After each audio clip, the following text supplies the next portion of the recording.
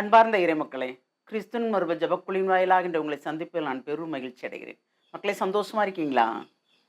அமைதியா இருக்கீங்களா? நிறைவா இருக்கீங்களா? மன மகிழ்ச்சியா இருக்கீங்களா? இந்த நாளும் நமக்கு வேணும் நம்ம வாழ்க்கையில், இல்லையா? மகிழ்ச்சி, சந்தோஷம், மன அமைதி, இல்லையா? அது தர்றது இறைவன் தான் நமக்கு. ஒவ்வொரு நாளும் ஒவ்வொரு விதமான ஆசீர்வாதத்தை தந்து அந்த நாளை அவர் நிறைவாக ஆசீர்வதிக்கிறார். இன்று அவர் நமக்கு என்ன ஆசீர்வாதத்தை தருகிறார் பார்ப்போமா? நீதிமொழிகள் நூல் அதிகாரம் 28 இறை வார்த்தை 10-12 முடிய.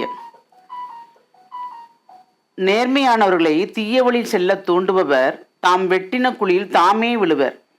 தீது செய்யாதவர்கள் வளம்பட வாழ்வார்கள். செல்வர் தம்மை ஞானமுள்ளவர் என்று எண்ணிக்கொள்வர். உணர்வுள்ள ஏழையோ அவரது உண்மையான தன்மையை நன்கு அறிவார். நேர்மையாளர்கள் ஆட்சியுரிமை பெற்றால் மக்கள் பெருமிதம் கொள்வர். பொல்லார் தலைமைப்பிடத்திற்கு வந்தால் மற்றவர்கள் மறைமுகமாக இருப்பார்கள். பொல்லார் தலைமைப்பிடத்திற்கு வந்தால் மற்றவர்கள் மறைவாக இருப்பார்கள். ஏன்னா ஞானம் உள்ளவங்க தன்னை காட்டிக்கொள்ள மாட்டாங்க. இந்த ஆட்சி இப்படி இருக்கு, ஏன்னா எல்லாமே இறை வார்த்தையில் நமக்கு கொடுத்துருக்காரு. நல்லாட்சி, பொள்ளாட்சி, நம்ம எப்படி இருப்போம், ஏது இருப்போம் அப்படிங்கிற மாதிரி எல்லாமே இருக்கு. இப்போ பொல்லார் நேர்மையாளர்களை தீய வழியில் செல்ல தூண்டுவர்கள் அவர்கள் தாமே தமக்கு வெட்டின குழியில் விழுவார்களாம். நேர்மையாளர்கள் அவபாட்டு இருப்பாங்க, அவங்களோட சேர்ந்து இவங்களை இழுத்துட்டு போகணும்னு நினச்சா அப்போ அவங்க தானே உள்ளணும், இல்லையா? அதான் தீயது செய்யாதவர்கள் வளம்பட வாழ்வார்கள். தீமையே செய்யாமல் உள்ளது போதும், நம் நல்லதை மட்டும் செய்வோம், நன்மையானதை மட்டும் பேசுவோம் அப்படின்னு சொல்லி நினைக்கிறவங்க நிறைவாக இருப்பாங்க.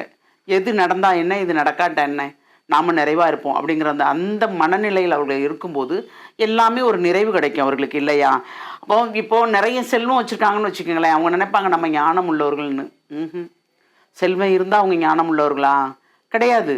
செல்வம் இருந்தாலும் இல்லாட்டாலும் நாம் தன் நிலையை கொண்டு நாம் வாழ்கிறோமே, அவர்கள் தான் ஞானம் உள்ளவர்கள். ஏனென்றால் இறைச்சத்தோடு இறைவனோடு ஒன்றித்து இருக்கும்போது நாம் எல்லாமே நிறைவாக பெற்றவர்களாக வாழ்கிறோம். செல்வம் இருந்தாலும் சரி, இல்லாட்டாலும் சரி.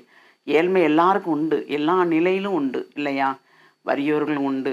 அப்போது அந்த வறியவர்கள், ஏழ்மை நிலை உள்ளவர்கள் தன் நிலை உணர்ந்து வாழும்போது எல்லாமே நிறைவாக அவர்களுக்கு கிடைக்கிறது, இல்லையா?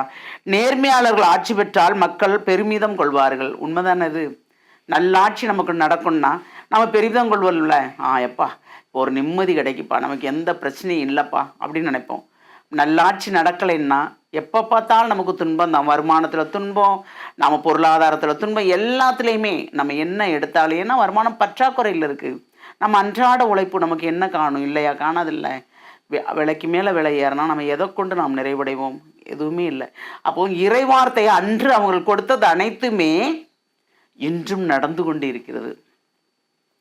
நாம் எப்பொழுதுமே நல்லவர்களாக இருக்க மட்டும் முயற்சி பண்ணுவோம். இது கால் வரைக்கும் எப்படி இருந்தோம், இனி எப்படி இருப்போம், அது மட்டும்தான் நமக்கு வேணும். அப்போது இறை வார்த்தை வாசிக்கிறோம், கேட்குறோம், அதன்படி நாம் வாழ்கிறோமா, அதை வாழ்வாக்குறோமா அப்படின்னு நாம் நினைக்கணும். அப்படி நாம் அதன்படி வாழ்ந்து நாம் அதன்படி வாழ்வாக்குறோம் என்றால் நாம் தான் பேர் பெற்றவர்கள், இல்லையா? அந்த வரத்தை கேட்போமா? தாயும் தந்தையுமான இறைவா, ஒவ்வொரு நாளும் எங்களை ஒவ்வொரு விதமாக புதுப்பித்து இந்த நாளை காண வைத்தீங்களே, அதற்கு நன்றி ஆண்டவரே. உம்முடைய கிருபையும் உம்முடைய ஆசீர்வாதம் எங்களோடு இருப்பதால் நாங்கள் உம்மோடு இணைந்து நடக்கிறோம் ஆண்டவரே. எது நடந்தாலும் நன்றி என்று சொல்லுகின்ற அந்த நாவை தந்தீர் ஆண்டவரே.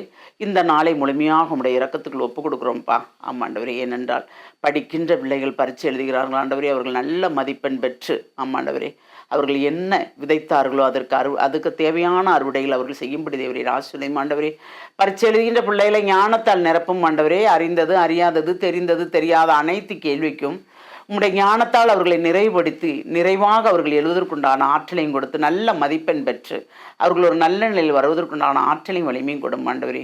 உண்மையன்றி நாங்கள் வேறு யாரையும் நினைக்கவில்லை, நீரே எல்லாம் என்று நினைக்கிறோம்.